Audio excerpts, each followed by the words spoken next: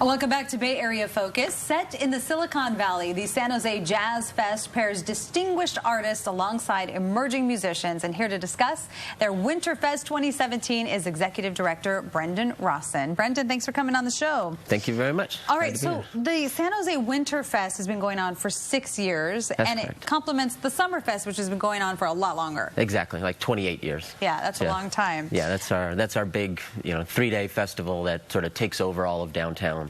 And then 6 years ago we started this winter program.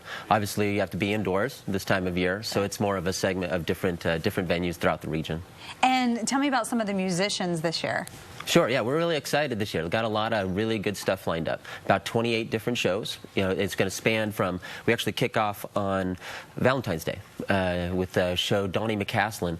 He has had a really interesting past year. He was actually the artist that David Bowie reached out to for his last album, Black Star. He had always wanted to do a jazz sort of influenced album, and he reached out to Donnie on that project.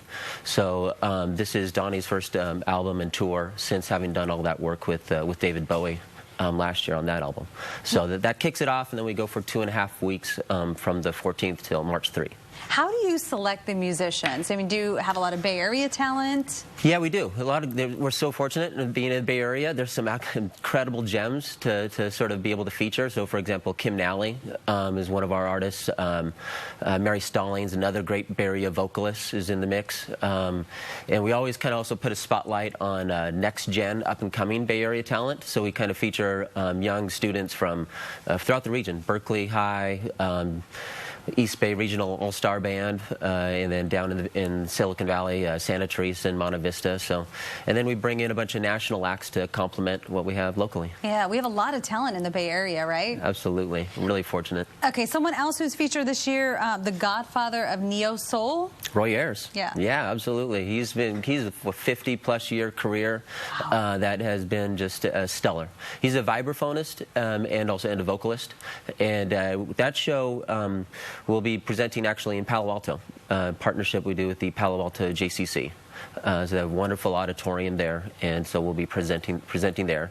But he continues to be an incredibly relevant artist. All sorts of folks, Tribe Called Quest, Erykah Badu, Mary J. Blige, they all sample a lot of his works from over the years. So people often will recognize a piece and not realize, oh, that's him. That's him. Yeah, we do that quite often. Okay, tell me about the Next Gen stage. You do a lot of work with young people. Yeah, Next Gen. So that's focused on the student performers. So we do a lot of music education programs. San Jose Jazz does throughout the year. So we always want to have in each of our festivals a format to spotlight upcoming talent. And you find folks like Donnie McCaslin. He's originally from Santa Cruz, and did workshops and stuff growing up in San Jose. And there's always some really great young talent. So having a stage to be able to focus on them is important. And jazz music, I mean, it's kind of diverse within itself, right? Within that genre. Goodness. Yeah. Really wide range of types of music. Obviously, big Latin jazz. We do a lot in the realm of Latin jazz presenting. And then, you have big bands. You have straight ahead stuff. There's been a lot of interesting crossover in terms of in the past several years of great R&B music that's been very influenced by jazz.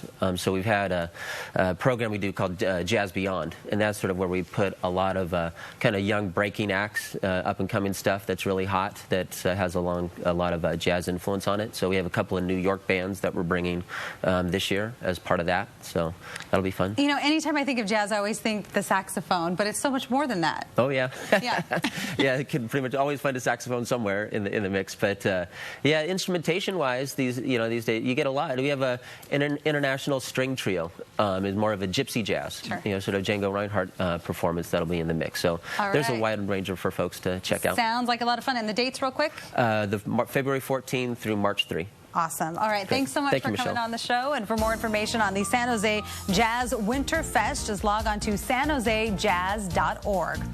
Joining us next is an inspiring organization that is raising awareness about cancer for firefighters. We'll be right back.